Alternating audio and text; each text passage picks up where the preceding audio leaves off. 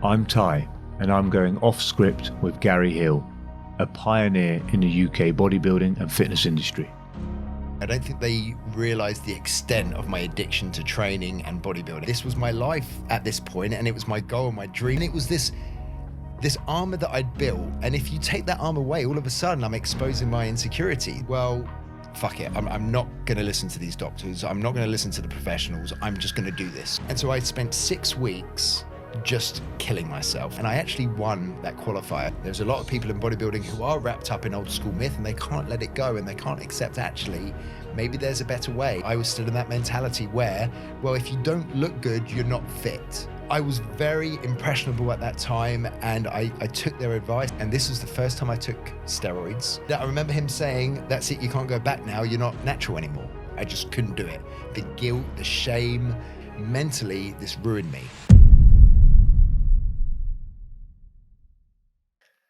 Mate, how are you? Really good, thanks, Ty. I feel like I haven't seen you in ages. I'm trying to think how many years it's been. A while. Yeah. Mate, obviously the fitness industry is forever growing. I feel like it's getting more and more popular now. It depends in which form, but ever since when I first started my journey, you were always like that guru in town that kind of had the info. You were the plug. Everyone came to you if they had questions, whether it be about nutrition, training, especially in that bodybuilding scene. So in my eyes, I thought, right, let's get him on. There'll be loads of insights, and I'm sure people that are listening can take away some information from it, basically. Okay. But starting off, how and why did you get into bodybuilding? Because ever since I've known you, you've been into it. Yeah, I mean, ever since I've been down in Dorset, I've been competing.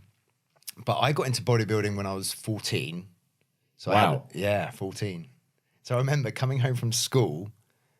I'll rewind a bit after this, but coming home from school, we had, back then there wasn't a lot of selection of protein shakes, so you had the worst tasting, huge 5 kilogram tub of this strawberry sludge is the only way I can describe it. So I used to blend that with eggs, and I remember my dad telling me that you have to mix, God, what was it? Not cod liver oil, it could have been cod liver oil. And malt extract, I think it was. And I used to put this stuff in, and it used to make me gag. But I was that motivated and that disciplined, I used to do that every day after school. This is at 14? 14. But what would possess you at that age not to come home and eat chocolate like I was doing and to eat egg whites and protein? Where do you even find out about that at 14? I think it's a combination of things. So the person I really looked up to, as well as my dad, but was my uncle. And my uncle was always a bodybuilder. Ever since I knew him, ever since I was a kid, he was a bodybuilder. He didn't compete, but he just looked the way I wanted to look. Amazing. And like me, he's quite short. All my family is short. But I had real insecurities when I was younger about being small, being short, being skinny. I used to get, I wouldn't say it was severe bullying, but there was an element of bullying when I was in middle school, at the beginning of secondary school. And it was little, teasing from other kids. And I think that really got to me. Deep down, it did get to me. And my route around that was bodybuilding. And I think the effect it gave me, and I responded very quickly. I was fortunate, and I think a lot of bodybuilding is very genetics. So I responded very quickly, and all of a sudden it gave me that, and this is in secondary school, playground clout, I guess. And it just made me feel good. The bullying stopped. People gave me this, I look back at it now and it's a bit silly, but people gave me this respect for no other reason other than being more muscular, stronger, and it just gave me this confidence. And I think it, and this, to be honest with you, had a downfall later on in my life, but it gave me this armor that I was building, which really hid. It didn't cure, but it hid a lot of my insecurities. So I'd say the bodybuilding was a mixture of role model, that was my uncle, looked up to him, wanted to be like him, and this armor I was building to hide a lot of insecurities that I had, which carried on being there. Almost trying to fit in a way. Yeah, I would say so. It's interesting because I was quite a short lad till probably year 10. Short guy, fluffy hair, everyone thought was cute, no one really fancied. And I sort of went away some holidays, came back in year 11, I'd shot up a bit taller, got a bit more chiseled, had a bit more confidence, but super skinny. And that was one of the reasons I actually got into weights as well. Okay. Because I thought,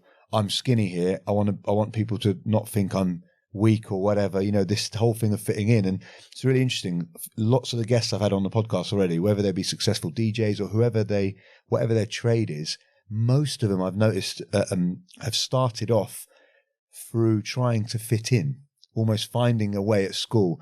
They were quite interesting days, weren't they, school? Because I look back now and they were actually savage. Yeah.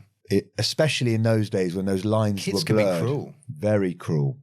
And to be honest with you, it's something that I worry a lot being a dad, and Lucas is 10. Because of my experience in school, it really does worry me. It really does. And I'm trying my best to arm him with the tools, not necessarily going down the route Big I biceps. went. Yeah. And I would rather him not get into body. Again, it's his choice. But trying to arm him with that resilience to be able to deal with these experiences in school that I dealt with. And no one was really there. Maybe it wasn't at the forefront of people's minds back then, but I didn't really feel like I had the support to help me deal with those situations at school, other than getting into the gym, which was in my garage at the time, some York dumbbells, and just smash the weights. And yeah. Were you one of these that was religiously watching Pumping Iron? Yes, 100%. Yeah. What a video that was. I think that was my first main introduction into bodybuilding, and that's, I wish I could go back to that era and live in that era, but yeah, that was a huge That would have been your era. Yeah. They've got a lot to answer to for bodybuilding. Yeah, I know. And unfortunately now, bodybuilding's a very, very different thing, and it's really quite sad to see, but those were the golden years. Yeah, we'll get on to that. Yeah. Now, you've gone from 14, you know, getting into bodybuilding to, because when I met you, mate, you were on the tubs of, was it Maximuscle protein? Maximuscle, yeah. You were the model on the tubs of the protein. I remember coming into Body Supplements, the shop on Holderness Road, to get my sups and being like, that's the guy on the tub. Back when I was younger and better looking. How do you go from that 14-year-old to that, which at the time was probably the pinnacle? Yeah. You know, it's like being on a Men's Health cover. You're on the tub of every protein tub of Maximuscle, which probably was the biggest brand at that period. The biggest sports nutrition brand in Europe at the time, I believe. So it was a huge honor, really, to be one of the muscle models, I guess, for that brand. I mean, you've always been a good-looking chap, but I think it's more body-based, wasn't it? It was more body-based, I think. But so yeah, going from 14. So I first competed in bodybuilding when I was 19. Mm-hmm.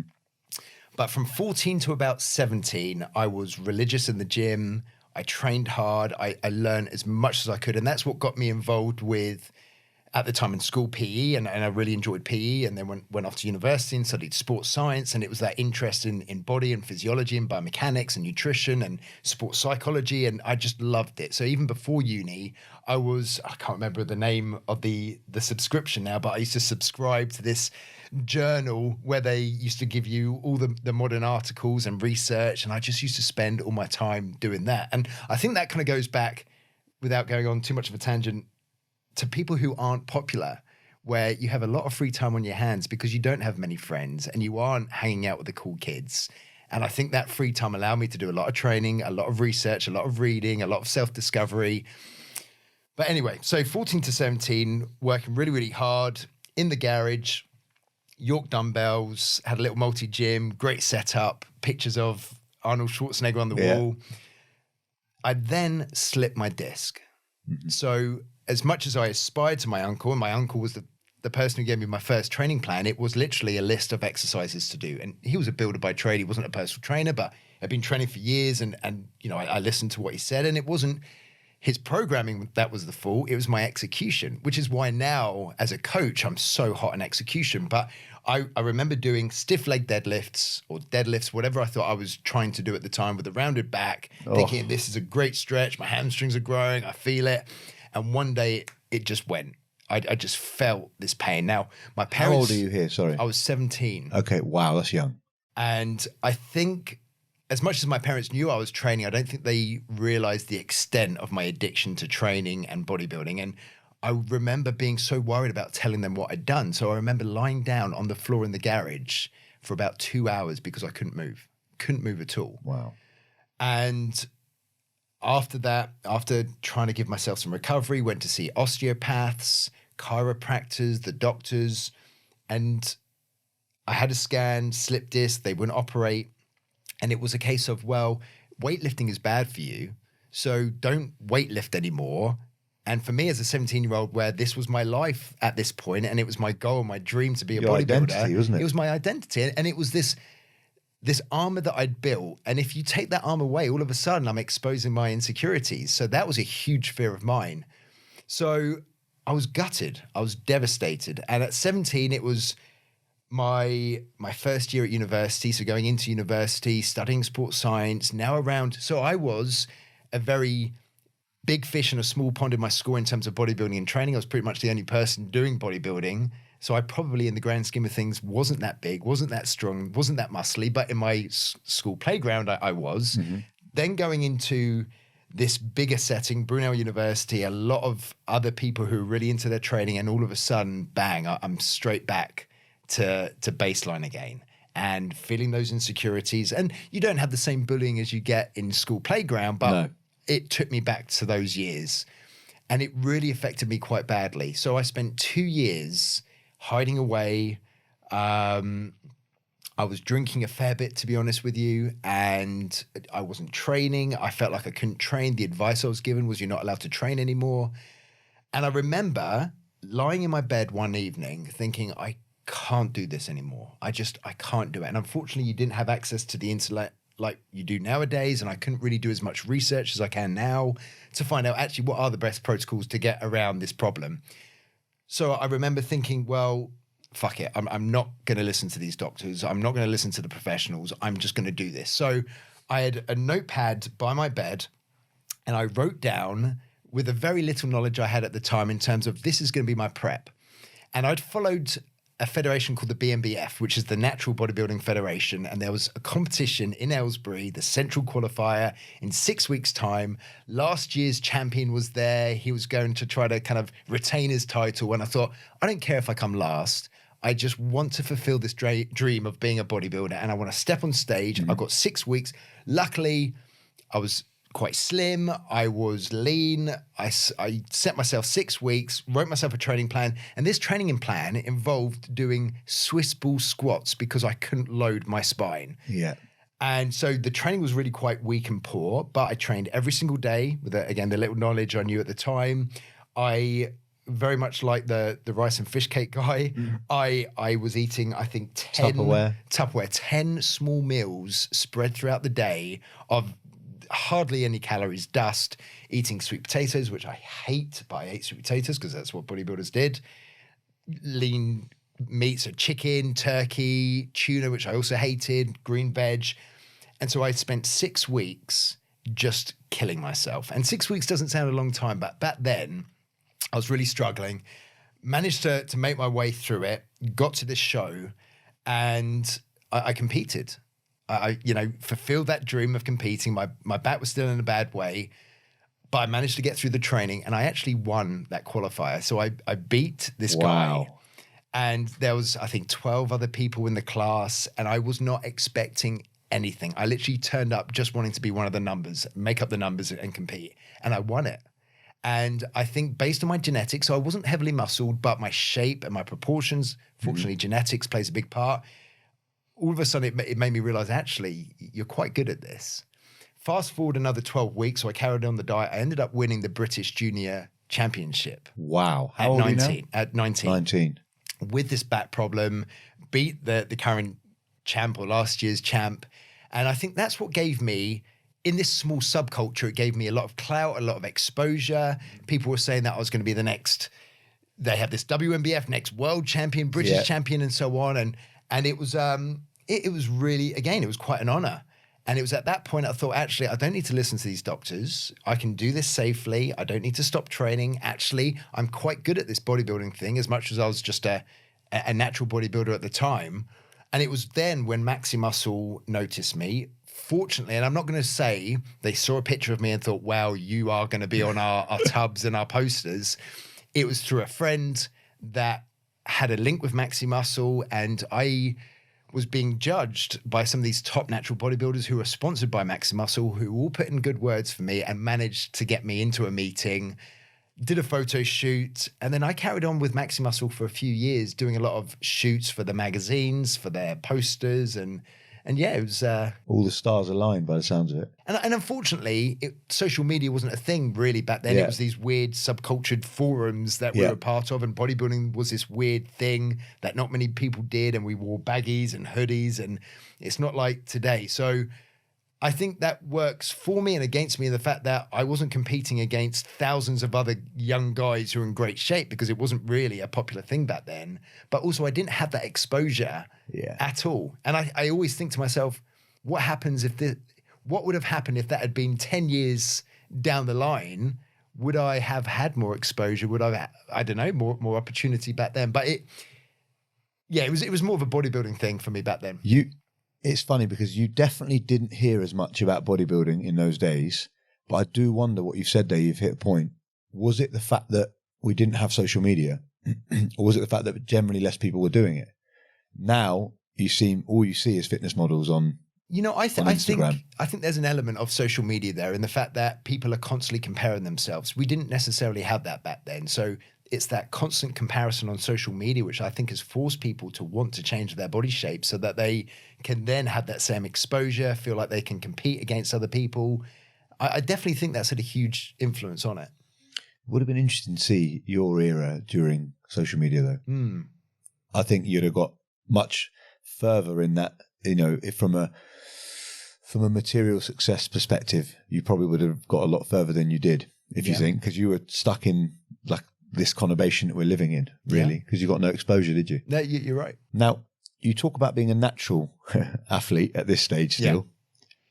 You obviously did take the step into the dark side, as I know. At what point, why, how does that come about? Why did you decide, if you're winning shit left, right and centre, what point did you think, it's progression from human nature. I need bigger, I need more. So I would say this was one of the turning points in life that I wish I could rewind and maybe take the other option. Really? Yeah. You don't hear many people saying they regret something. As much as I don't want to say I live my life with regrets, I do. I do. And so I guess winning the British, I was so motivated. My family was so proud. They all came up and watched. Again, hearing all these things about, okay, you could be the next British champion, few years of training under your belt, get a bit more size, then you could be a world champion. The guy who was mentoring me at the time was the world natural bodybuilding champion, a guy called John Harris, which, again, he's not on social media. He's got to be in his 50s now, perhaps, 40s, 50s. But he helped me. Was he big? No. Because that era was different to this era. No. So as a natural bodybuilder, he was big in the scene. He had his own forum, John Harris Forum, but he didn't have a lot of exposure. He was sponsored by Maximuscle as well. What about physically, though? Physically, so he stepped on stage, I believe, at 75 kilos. I stepped on stage as a junior at 72 kilos. Okay, so he wasn't massive. Not like the Jay Cutler kind of vibe. Oh, God, no. So I had these goals in mind. I then joined a gym, a bodybuilding gym, with a good friend of mine, a great friend of mine, best friend, really, Ryan, who owns Primitive Gym. Yeah, Ryan, legend, great guy. So we were brought up in the same area. Ryan was massively into his bodybuilding as well, and we joined this gym called the Gallery Health Club in Windsor. Okay, yeah, I was trying to think, is that local, but it's not. Yeah, so it was Maximum's in Slough, moved to Windsor. That's where we were from, Berkshire way. And this was a hardcore, very drug-fueled, not just performance-enhancing gym. A really weird environment. Very cool. As a young kid at 21, it opened my eyes. And all of a sudden, again, because of my physique, my genetics, and being very young at the time, and I wasn't the biggest bodybuilder, but my shape was very good. Again, it gave me a lot of recognition in the gym. I took on a lot of advice from people who were more experienced, who were older, who were competing, and said, actually, you've got an opportunity to really make something of this. Do you really want to stick in this small natural bodybuilding community where, you're going to win a plastic trophy, but what else are you going to get? And so I was very impressionable at that time, and I took their advice. And I remember, and this was the first time I took steroids, was walking upstairs to the sauna room with a bag of gear, with the personal trainer who was helping me at the time, and putting in this test in my butt. Yeah. And I remember him saying, that's it, you can't go back now, you're not natural anymore. And that affected me so badly. So I was still at university. I was in my last year. Mentally, this ruined me. Now, I lasted 6 weeks on the, I don't think I even lasted 6 weeks. It would have been a few weeks I lasted because I couldn't do it. I just couldn't do it. The guilt, the shame. I didn't like the idea of injecting steroids. It really ruined me. And I don't think I touched steroids again for another 2 years after that. But my natural bodybuilding days were done. Were they though? Well, this is the thing. So, because obviously that person said that to you, that's obviously imprinted in your head. But actually, surely if you came off and waited 10 weeks, you were back to natural. I think morally, it was more of a moral thing. So they do blood tests, like you say. Yeah. With what I was taking, I could have waited a while and I would have cleared the blood test. They have a polygraph test at the British finals. Wow. I don't know how accurate that is, but it's a good enough deterrent to stop people from doing it. But I'm sure that there's ways around it. I'm sure it's not completely accurate. But in my head, I was like, I can't do this anymore. I can't compete naturally. And to be honest with you, as a Maximuscle sponsored athlete, being non-natural was also against their rules as well. So I was thinking, well, I've ruined it. In my head at 21, I'd ruined it. And I went into a bit of a depression at university in my final year during that phase. I carried on training, but I locked myself away massively. I didn't socialize. I didn't go out. And I was it's probably one of the lowest I've ever been was that year of, and it sounds such insignificant things in the grand scheme of things, but at that time in my head, this whole goal of going to America and being the world natural bodybuilding champion, that had disappeared. I remember admitting to my parents what I'd done, and they were so disappointed, really, really quite disappointed. So yeah, that was kind of my introduction into the world of non-natural, or the dark side of bodybuilding. And then after a few years, I just decided, well, I can either wait 7 years to be natural again, because that's the rules in this federation. Got you. Or I'll just carry on taking steroids, give it a go, and see where it took me. And that's the route I took. Interesting that. But you did really well as an enhanced athlete, didn't you? Competing wise? Or did you say that where it took you to the next level of size that you all of a sudden became maybe middle of the pack instead of the top of the pack? I would say so. So I think down here, so your introduction, I was extremely well known in this area, but we live in Poole. Mm.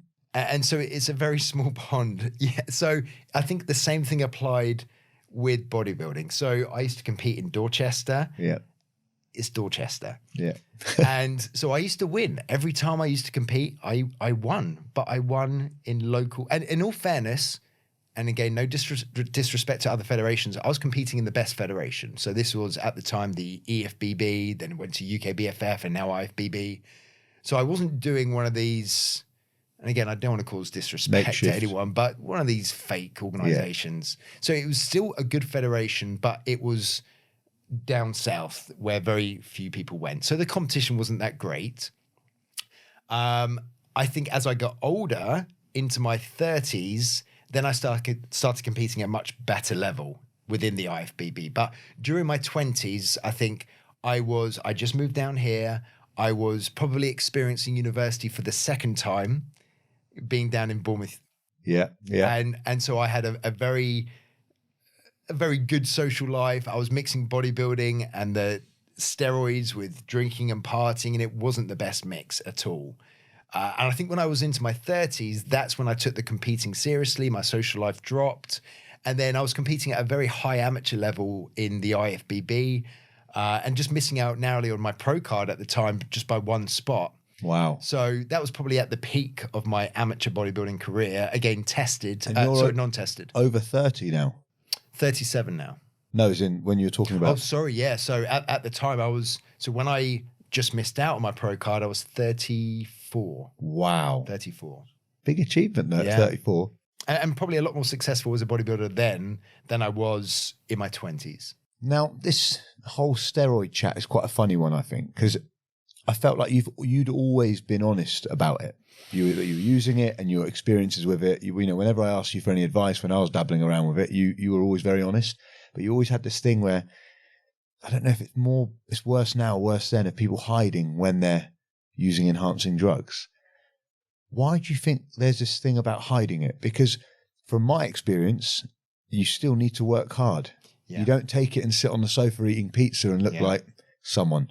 The hard work is still there. The dedication and consistency is still there. So why do you think some people are afraid to admit they're natty, I believe is the term? I think there is still this huge misconception that if you take steroids, it's going to magically transform your physique. And it definitely won't do. And I've gone on courses before where during my 20s where I was partying, I wasn't training as much as I should do, and nothing happened. I mean, the funny thing is, I was stronger when I was 21 as a natural ever compared to any time during my non-natural career. I was stronger. That's mind-blowing. Which shouldn't be the case. Yeah. But the reason being is I was a hell of a lot more consistent with my nutrition and my training when I was a natural junior than I've ever been since, to be quite honest with you. So sorry, go on. Do you think that enhancement makes you slack a bit? I definitely think it does. I think it does. I was so motivated when I was younger. I think I got a lot of that motivation back when I was older, but then my values in life changed and my priorities changed when I was older. So I gave everything into bodybuilding at the time when I was a natural bodybuilder. But I think with this misconception that somehow you're cheating or you've built this physique and you wouldn't have had that physique if you weren't taking steroids. And there's an element of that that's true. You probably wouldn't have that physique if you were taking steroids. But it doesn't mean that you would then be some either really skinny or really overweight slob if you weren't taking it. So I think people are a little bit worried to admit that they're taking steroids because people are going to think, well, you only look that good because you're taking steroids, rather than actually, fair play, you're taking assistance, but you must also be really committed with your nutrition and your training and your lifestyle. And people don't really realize that you still need that element in your life if you are going to respond well with steroids.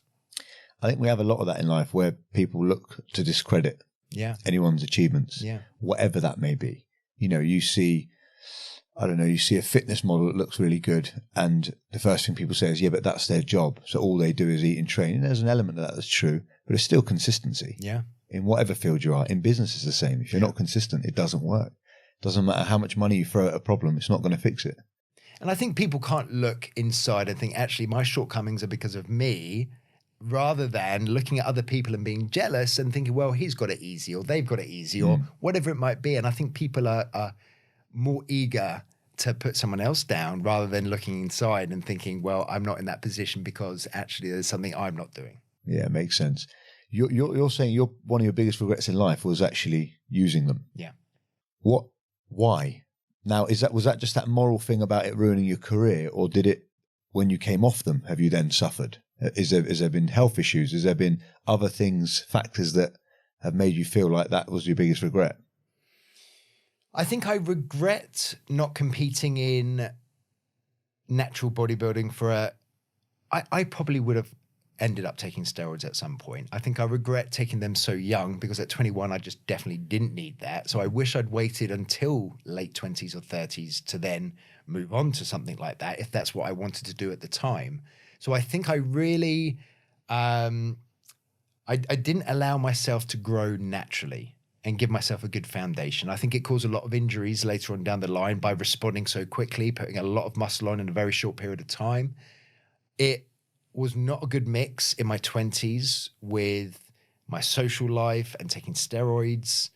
And I think it caused a lot of issues with relationships. And I don't know whether that was the steroids or whether that was my obsession with bodybuilding, perhaps. I don't know. I'm sure there's a lot of exes who probably have an opinion on that. But I'll get one of them on, shall I? Yeah. I think I don't think the steroids helped with that. And I was very lucky in the fact that a lot of people respond in very different ways with steroids, and I didn't feel aggressive, but I became very introverted. I also became very laser focused, which has got good aspects, but also it made me very selfish as well. I did have a fair few health problems later on, and I think it was because of my knowledge on steroids that wasn't up to scratch, which probably caused that. And I think, to be honest with you, there's a lot of people taking steroids now, and there's young kids in the gym who've spent 3 months and like, yeah, well, I've earned my right now to take steroids at 18. And their knowledge is just not, most people's knowledge isn't where it needs to be able to do this safely. And now you only have to go onto Instagram to see the amount of people are dying who are competing in bodybuilding or maybe not even competing in bodybuilding, but it's this steroids and the health concerns you have with administering a super physical, amount of steroids, really. It's interesting, the knowledge piece that you talk about, because I would always ask people like yourself when I was younger, how would I do this? How maybe even Ryan, you guys seem to know all the knowledge, you've done your research, but do we, similar to recreational drugs, do we just, with the NHS and the doctors going, no, don't do it, but people obviously are doing it, or do we provide the correct information for people so if they are using it, they're using it safely, as safe as possible? If you think of recreational drugs, you think of ecstasy pills, there's a website, Pill Bible or whatever it's called, and you can go on it and it will tell you the color, the shape, what's in it, what's not in it, what to stay away from, what not to stay away from. Now, it's mad to think that that's out there and we have to do that. But obviously, we can't stop people using them. So surely we would rather allow them to use it safely. I know I didn't have any knowledge, mate. Every different person I spoke to in the gym would tell me a different thing about a supplement or something. Course, yeah. And I was like, well, he looks quite good, so he must know what he's on about. I'm going to do what he did. Which is one of the biggest problems in the fitness industry there. I think the fact that someone looks good, so they must know what they're talking about, I think is a huge problem in the industry now. Really? And I think a lot of personal trainers and coaches who don't look good, and they get shamed so badly, and I think it's disgusting, but bodybuilders or buff people in the gym, they instantly get that credit for, they must know what they're talking about. And I really think most of the time it's not the case at all. But again, that's going off on a... No, I like this topic because it's really interesting you said that. And I'm going to say something, it might be unpopular opinion, but I'm going to say it anyway. If you were the first time rocking up into a gym, whatever gym, and there was 2 PTs there, and they said to you to pick which PT you want to train you because you wanted to look good, would you pick the PT that was out of shape, or would you pick the PT that was in shape? So, honestly speaking, I would look at their credentials. You're an anomaly, though. That's not... And I know I am. And most people will probably pick I'm image, which is a shame. And I really think that's true. And I'm sure I've had a lot of clients over the years who have chosen me purely based on the fact that I was a bodybuilder or I looked the way I did. And that didn't necessarily mean I had the knowledge to be able to help them. It's funny because if I was to choose a coach now, and I'm thinking in the local area, and I'm thinking of 2 or 3 people who I would probably choose as a coach to coach or personal trainer to personal train me, not many, actually none of them compete in bodybuilding. Why would you choose them? Because they've invested in their education, and I know they continuously invest in their education, so I know that their knowledge is where it needs to be. I would say the systems they have in place to support you throughout your journey are top-notch, and it's not just do what I do because this has worked for me. They've invested themselves in an evidence-based practice where they're going to tailor the program regardless of whether it's training, nutrition, and mindset based on you. Whereas I think if someone's going purely based on anecdotal evidence of this has worked with me or this has worked with my mates, all of a sudden I think you're going to become very unstuck because like I said before, bodybuilding and building muscle and leanness is very much a genetic thing, I would say. It's personal, isn't it? It's very personal. And I think if you're going off advice from people who look good because... Again, I'm not saying steroids is the solution and it's the only reason why they look the way they do. But if you look at some guy who looks good or some girl who looks good, but they haven't really had to work that hard for it, and they haven't invested in their education to understand how to apply these principles to lots of different people with lots of different variables, I think you'll have a very bad experience. And I think it happens a lot in the industry. A hell of a lot. And I think there's a lot of personal trainers and coaches who are very successful who aren't doing a very good job. And I can think of a few people off the top of my head now in the local area who are fantastic coaches who don't get the recognition they need or deserve because they don't necessarily look a certain way.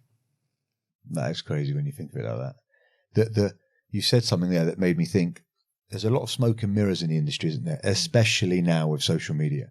Like you would see someone that looks a certain way and promotes a product. They've never used that product and they actually look that way from consistency and eating well and hard work. Yeah. And they're saying, take this. We see it a lot. People that have come off certain television shows and they're promoting things that they don't. So if we think of it like that, social media, as much as it might have helped you then, you were also not exposed to that element. It was still quite raw, wasn't it, in your era? I felt a bit more real. Now it's just about the likes. I think it's very difficult for people who aren't necessarily knowledgeable in the industry to be able to distinguish between what's good and what's factual and what's real. And it's difficult. I loved training with you, Gary, when I used to train with you. And one of the reasons why was I'm a bit OCD, and I loved how you put a lot of effort into technique. So we would make sure the technique was right before we started whacking on a load of weight.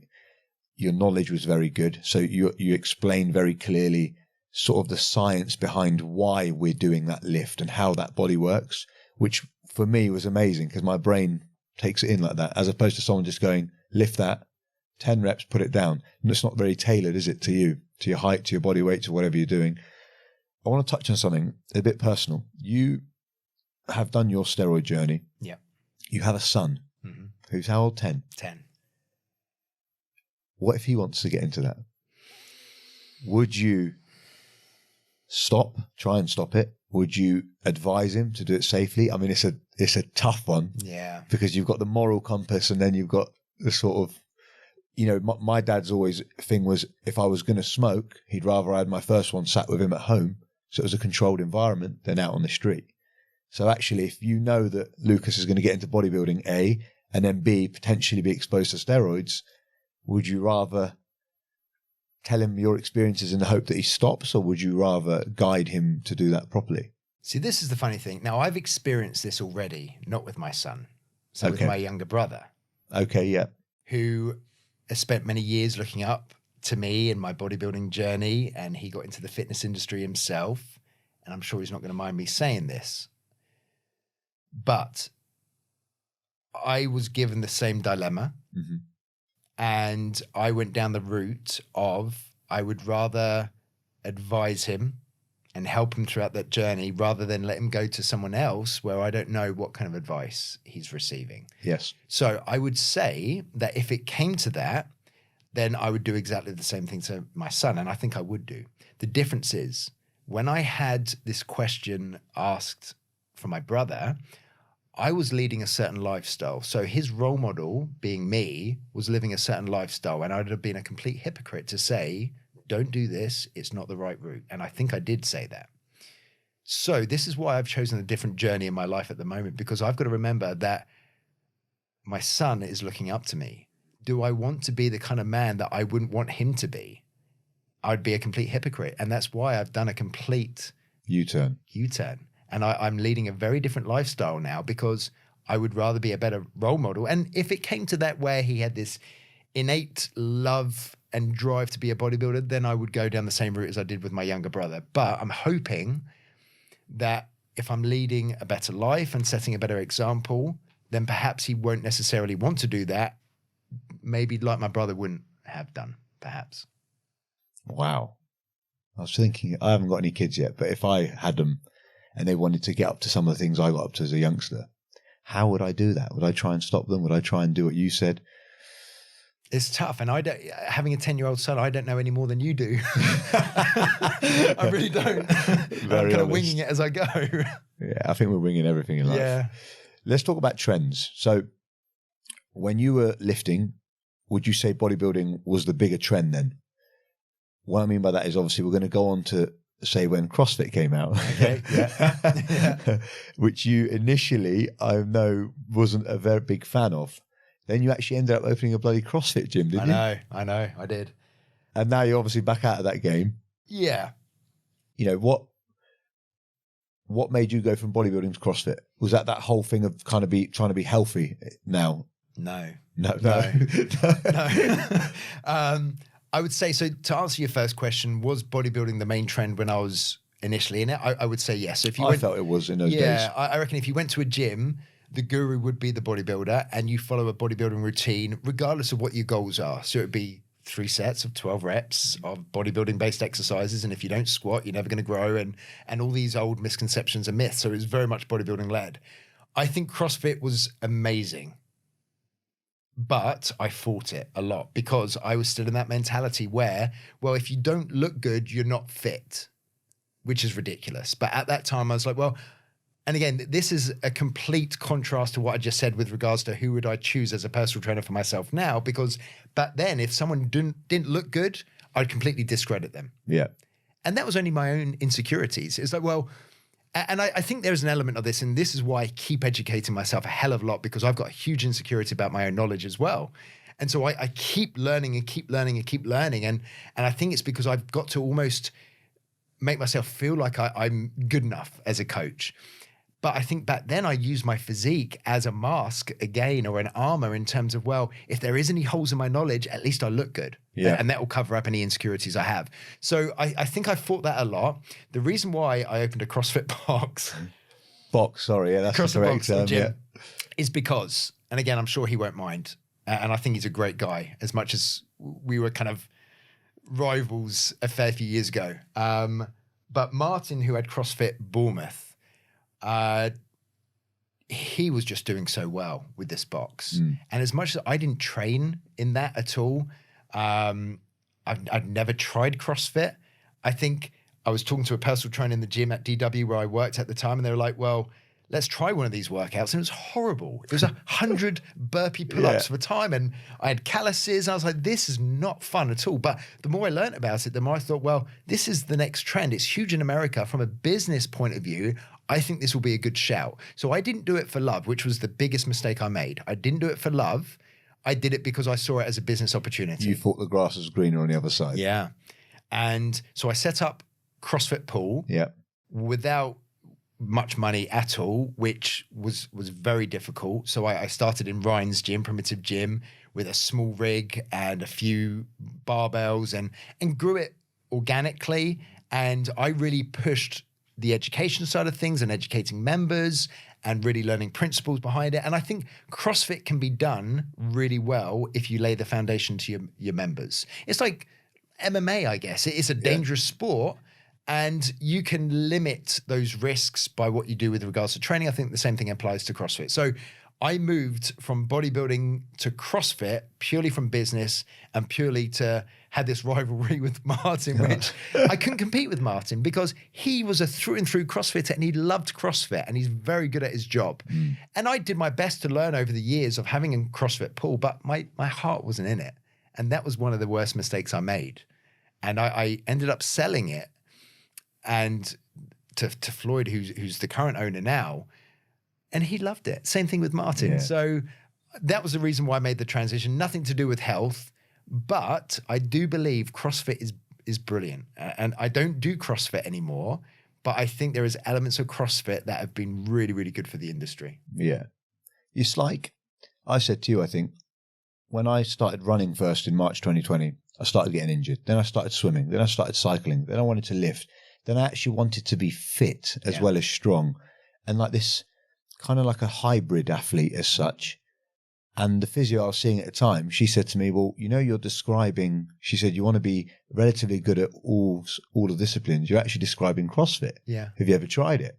I've still not tried it. I'm going to try it. I've actually promised Martin I'd go down a few times. But it's that fear of, you've only got X amount of hours in a day. There's a load of different type of training I want to do. How do I fit another thing in? I know how obsessive I am. Like I've got into BJJ recently, and now I'm obsessive over that. And if I get into CrossFit, I know I'm going to drop everything else and do that. I want to give it a go. Sometimes when I train with the guys, I like the idea of being strong, but actually sweating as well. Like in bodybuilding, you go and do 3 sets of chest on the bench press. You speak for 10 minutes in between. You don't really, you have a pump, but you don't really come out of there feeling like you've bettered yourself. I'm going to try it. I think. There's something beautiful about CrossFit. And I think when you're in I love that you're saying that out of everyone. When you're in a WOD, I think you can make that link between that workout and life. And there's so many times where you want to quit and it's tough, but that perseverance to make it through, you have the support of your fellow CrossFitters in the box. And I think taking that away from the gym, you do feel so empowered. And I think there's that community aspect of the CrossFit box is brilliant. Do I think doing CrossFit, a CrossFit box is the best way to become a better CrossFitter? I probably don't. No. I think if you want to experience CrossFit, you can't experience that anywhere but a CrossFit box. Yeah. But I would say if you want to be good all round, I would say there's maybe better ways of doing that in terms of periodizing your training and looking at training interference and minimizing that. And I think there is really, really good ways that don't involve CrossFit to become good across the board. But I think if you want to experience CrossFit, you have to do that in a box. Yeah, I quite like the community element as well. You get the same in BJJ. Yeah. They're quite like all stick together. They push you to do better. Yeah, I might give it a go. What do you think the next trend's going to be? Because it all goes in cycles, right? What do I think the next trend will be? What type of training? Because I remember me and you were talking a while ago about like a strongman style training, but put into the public, that you had this amazing idea. I would have loved to have done that. And there's a gym in London. They've got 3 or 4 gyms now. I'm trying to think. It was City Strongman. I think it's called the Foundry now. Okay. And their principle is brilliant. And I think they're a bunch of ex-rugby guys. And there's a link to Maximuscle somewhere there as well. But the funny thing is strongman, and CrossFit gyms have CrossFit WODs now. CrossFit gyms have strongman WODs. Okay. But this Foundry Fit, if that's the right name for it, uses strongman principles as an all-round fitness and health and weight loss journey for all these people. And these movements are brilliant. But I think because people see strongman on TV and they see these 20-stone guys who are definitely on gear, they have to carry a lot of weight, it looks bad. And I think people think, well, if you do strongman, you're going to get big, fat, and it is quite good. intimidating looking, isn't it? But I would say strongman-based exercises are fantastic. And I would love to see something like that down here where you have those kind of movements. Because effectively CrossFit's Olympic lifting, isn't it? There's Olympic lifting in CrossFit and powerlifting and gymnastics. So and just put it all together. Put it all together, yeah. It's interesting. But CrossFit do have strongman WODs. But I think there could be more to it. A few myth busters I want to touch on. When I speak to my mates about, I said I was chatting to you, and is there anything in the industry they want to know about? And there's so many things they ask me.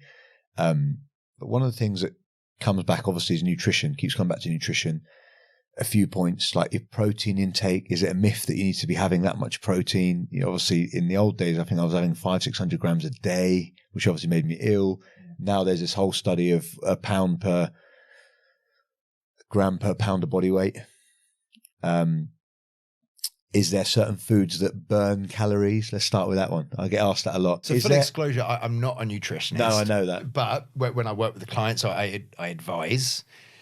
So there is so many myths. There really is. And so foods that will help you burn body fat. Is that even real? There is this thermogenic effect of food, and certain foods are going to have a greater thermogenic effect, but the degree in which that's going to help you burn fat is probably so minimal. So I think it comes down to, and this has been overplayed a lot on social media, and the fact that it's all about calories in, calories out. Yes. But the fundamental principle is correct, and you can't argue with thermodynamics and the fact that you can't create energy from nowhere. So if you are consuming less calories than what your body requires, you will lose weight.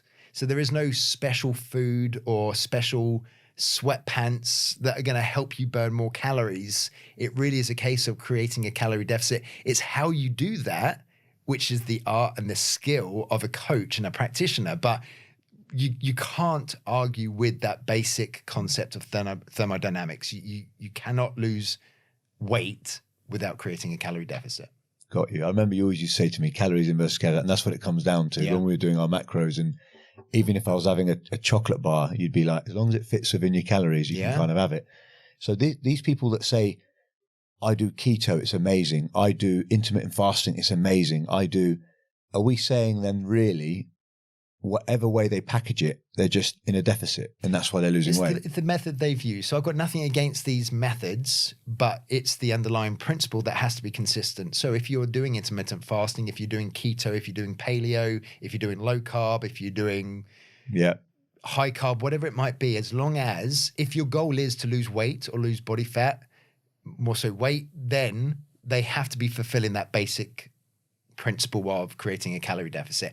And principles like that, if you're going low carb, you are basically missing out or severely reducing one whole macronutrient. So the likelihood is, if you've been used to eating potatoes and chips and crisps, and all of a sudden you're not eating that because that's not in the rule book of this nutrition plan, then you will probably lose weight because you're cutting calories. Got you. Training. Training's your thing. Yeah. Now, there's a lot of myths about if you want to get lean, you do more reps. If you want to get, does the rep range make a difference? Because when me and you used to speak about it, whether I wanted to grow or cut or whatever, I could almost keep my training the same, and I've adjusted my diet. Yeah. So is there anything you do differently in terms of training to cut? I would say no.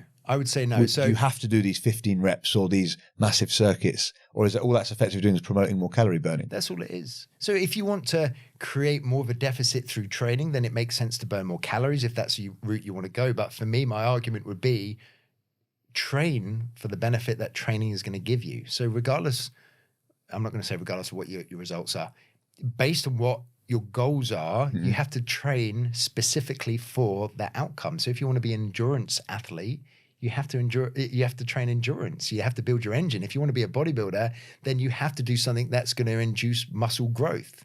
But if you're a bodybuilder and you want to get lean, you wouldn't all of a sudden forget that principle of I need to train for specifically growing or maintaining muscle and then do some kind of weird high rep circuit because you think that's going to help you burn more fat or get leaner. It makes no sense. So I would manipulate my diet to create the deficit I need to lose body fat and lose weight, and then look at maintaining muscle if that was your specific goal.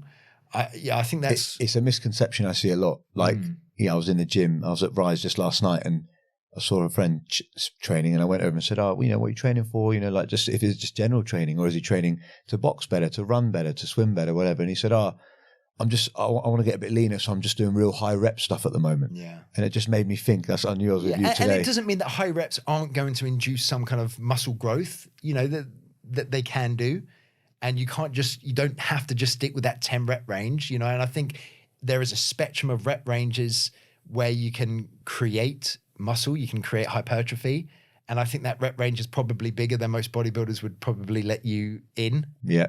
And I would say it's based on personal preference, but I wouldn't be doing high rep circuits purely just to get lean. But if that's a method you want to use because it helps increase adherence and you enjoy it, then by all means go for it. Yeah. I think with training, I think one of the things that is missed out the most is stability. And I would say that's where a lot of people go wrong. And I think it causes a hell of a lot of issues. And I think it causes a lot of issues with regards to CrossFit and bodybuilding and any other sport there. And I would say if more people focused on a foundation of stability, it would then facilitate mobility, strength, power, muscle building. I would say that's one of the... Stability as in consistency? No, stability as in creating stability within your body, both in kind of resisting internal and external force. I think your ability to be able to resist internal and external force is one of the huge areas that people miss out. And I think people are trying to improve their mobility and flexibility. I've never heard that term. How would you improve your stability? When I think of stability, I'm thinking consistency, or I'm thinking of not falling off that ball. I think, but to be honest with you, I think stability can be applied to all areas of life, not just training, but nutrition and mindset. I think it can do. But when we're looking at, and this really is the foundation of all my coaching, is stability in training and nutrition and lifestyle and mindset. But I'd say with training, to give you an example, if you were doing something like a good morning or a deadlift, and you found that weight was causing you to round your spine. So I would say if your ability to resist flexion or rounding in your spine, if you can stabilize your spine so you can resist that external force, then I would say you're able to stabilize your spine. And when you look at your core and your midsection, your hip and your spine, I would say if you can resist 4 areas, so resist flexion or rounding, resist extension, going the other way, resisting lateral flexion, so side bending and resisting rotation, I would say that's a really good area to start with. And you can do certain exercises to be able to do that to create stability. And also there's stability at end ranges. And I think that causes a lot of problems with people if they don't have the ability to resist external force at end ranges of kind of movement. That would be a really, really good foundation. And I think you can use corrective exercises to be able to sort out those imbalances initially. And eventually it's just a case of doing exercise correctly. So do corrective exercise to then exercise correctly. And if you find that people aren't being able to resist, let's say, those 4 main factors you talk about, is it an element of just drop the weight and really get the technique right, then go back up? 100%. You know, I think execution is a huge thing. And I think if you can get that stability with execution, then it's going to lay the foundation to then progress a lot more. So yeah, I would drop the weight. I would then do certain exercises to be able to work on stabilizing and resisting those 4 main areas. Obviously, human movement is dynamic, but I would say if you can work on that resistance to those external forces by stabilizing internally, I think it's going to give you a good foundation for a lot of exercise. What about vegan versus carnivore? Now, you've never tried vegan diet, have you? No. What's your thoughts on it? And what I mean by that is that surely any extreme either end is not good. You've got Liver King one end that's supposedly just eating raw meat all day and liver. Yeah, and natural and looking at that. And then you've got someone that's obviously, you know, peddling the narrative of you've got to eat this, this and this. But this goes back a little bit to the protein intake. People are arguing you can't be a vegan and grow muscle. People are arguing for health reasons. What's your general, your opinion on it? I think the whole protein intake that, like you spoke about earlier, that the number is a bit fabricated. I think there's a lot of research now to suggest that actually maintaining muscle doesn't require that degree of protein. But with regards to whatever method you use, whether it's for health purposes, whether it's for saving the planet, whatever it might be, I'm all for it, as long as, again, you're fulfilling those basic principles behind good nutrition practice. So again, depending on what someone's goal might not be fat loss or weight loss, but the clients I tend to deal with, they tend to want to get leaner.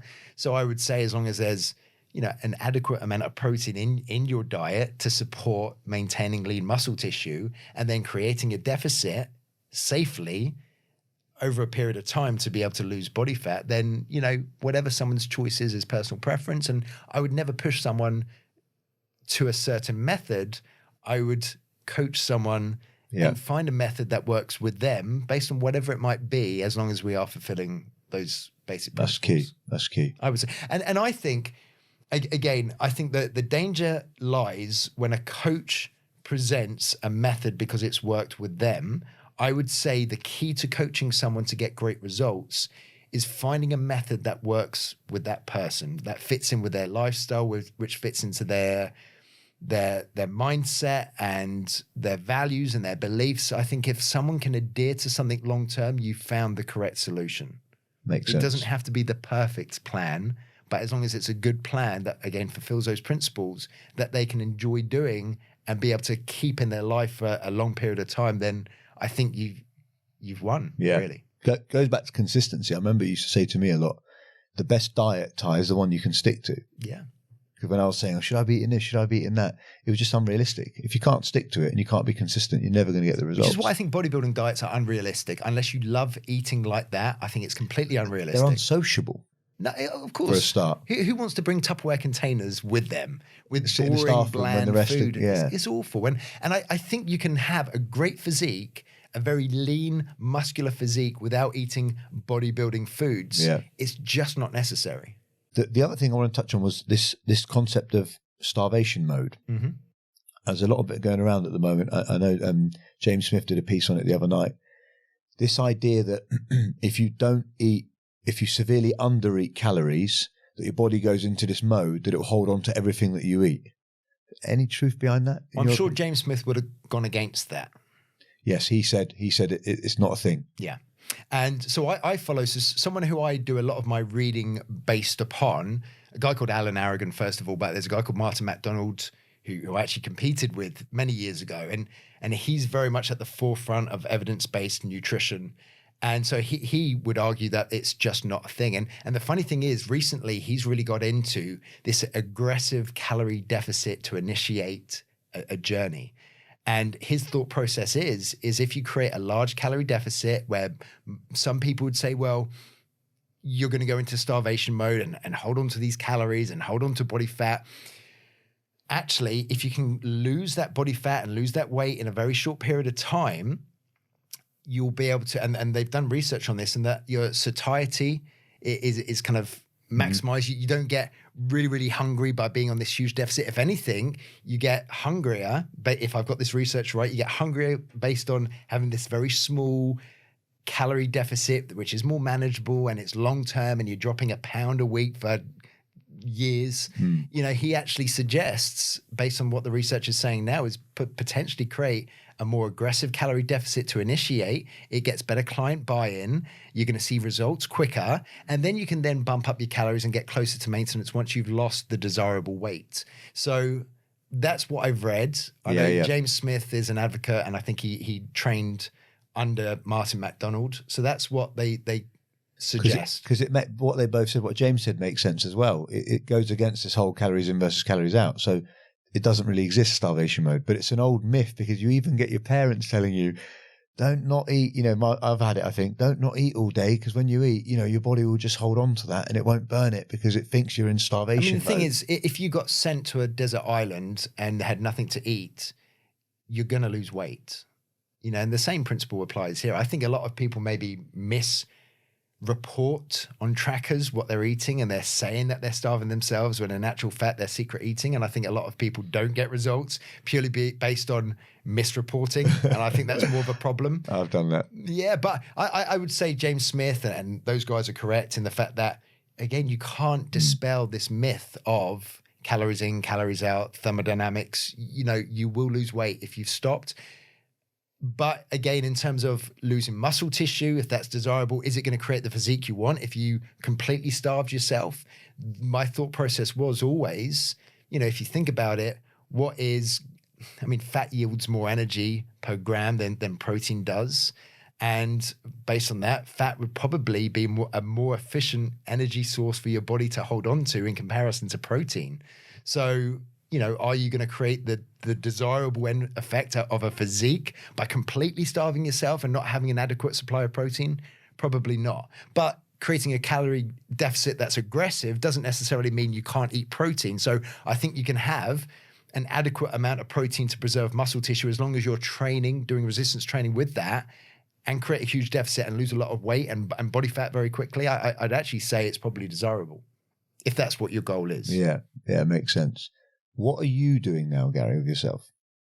You're not obviously bodybuilding, you're not competing, you're not in that space anymore. Yeah. You're doing some life coaching stuff, or are you doing... Well, my coaching has got elements of positive psychology. I don't call it life coaching. I don't call myself a life coach, but my clients want to get predominantly aesthetic results. And for me, there's a huge element of mindset and psychology in that. And positive psychology being...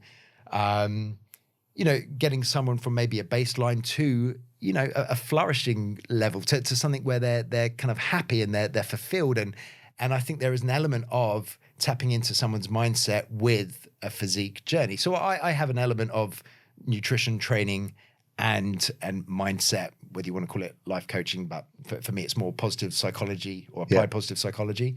So I have that running on the side, and I take on a very small handful of clients that I enjoy coaching, and I maintain that. I also have an exterior cleaning business that I've been growing since the start of lockdown, so that keeps me very busy during the day. Yeah. Training wise, I try to get to the gym twice a week. Only twice now? Twice a week, full body. I suppose it ticks the box if you're trying to just... To be honest with you, if I was to go back to bodybuilding again, I'd probably use full body workouts. Really? I would do split routine. Wow. So I'm doing 2 sessions a week, full body. I have got to a point where I'm quite intuitive with my nutrition. I don't track calories. I don't weigh things. I'm quite intuitive based on my hunger. And that keeps me to a certain level where I'm fulfilled with my body fat levels and my physique. Could I be bigger? Could I be stronger? Could I be leaner? Yes, I could. But... would you be happy? Exactly. And so I'm at this sweet spot for me now where I can run 2 businesses. I can enjoy my time with Lucas. And yeah, I'm and quite still happy. Look pretty good, mate, to be honest. I'm satisfied. It's funny in that I think it's taken a long time for me to remove this armor, and retiring from bodybuilding was quite difficult for me because all of a sudden I'm exposed, but it's made me work on other areas of my life that probably I was masking with being a bodybuilder. Wow. If there's anyone listening to this, Gary, that wants to get involved in the fitness journey, wants to start their fitness journey that hasn't, that are probably a bit scared to just walk into a gym, where would you say for them to start? How would they make that first step?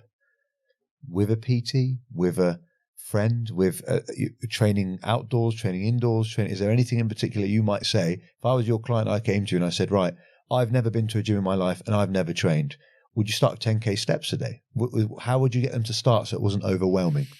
Yeah, I think it's so based on what they want to achieve. But if it was general health, general fitness, general well-being, do I think that someone needs to go to a gym to be fit? I don't think that at all. And I think, like you say, encouraging them to get out and just be more physically active. When it comes to weight loss, I would say your physical activity, your non-exercise-based physical activity, like walking around, taking more stairs, being more physically active, doing more stuff with the kids, probably has a greater influence than being in the gym, personally.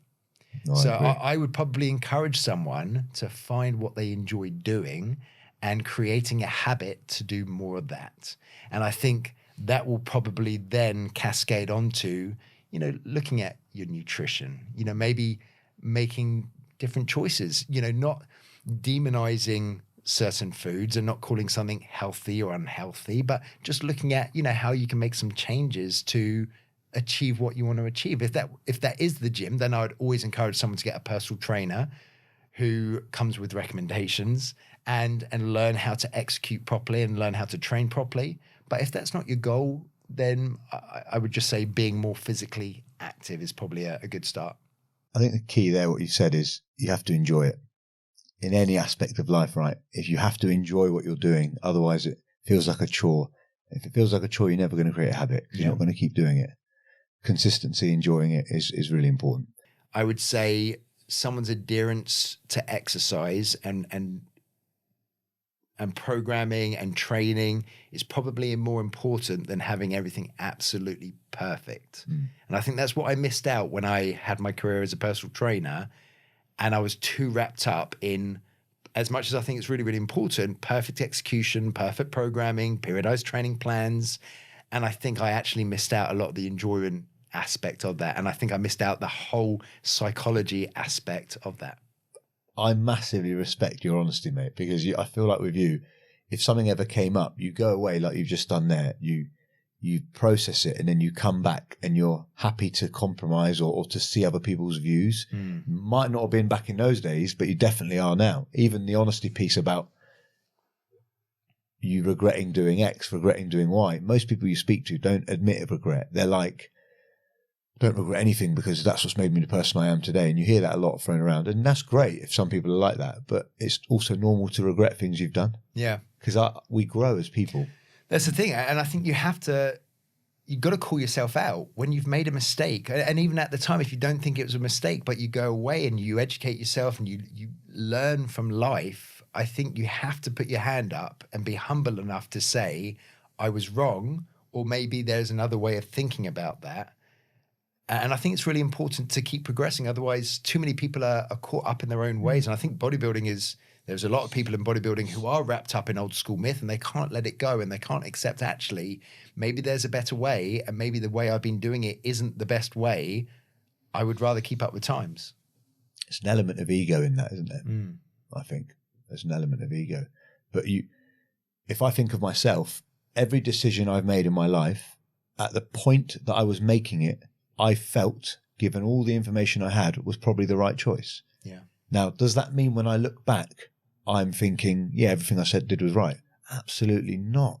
Probably 90% of it I feel is incorrect in my mindset and where my head's at now to when it was at the time that I made it. But you can't hold yourself like a prisoner of that past, can you? You have to work on the future. You can't, as long as you're aware of it, as long as you've learned from it and you move on, then I think you're winning. Yeah. I've made decisions, and I think at the time that was definitely the right thing to do. Yeah. I But look you back do, now don't and I you? think like, Yeah. what on earth was I thinking? Yeah. How was that fair? How was that right? How was that morally correct? How was that? Why did I think that was right? Some of it's embarrassing. Yeah. Mate, I can think of lots of things that I've kind of done and said, and you look back and you think, God. But it's how you grow, isn't it? You know, from mistakes. I think so, mate. I think so. That's what wisdom comes from. Yeah. I read a piece the other night. What did it say? Good choices come from experience, and experience comes from bad choices. Yeah. I like that. So you can't, and that's what it said. It said, good choices come from experience, and experience comes from bad choices. Yeah. So you'd argue you only learn during those mistakes, during those failures, during those bad decisions. You don't learn when you're doing something correctly. Yeah.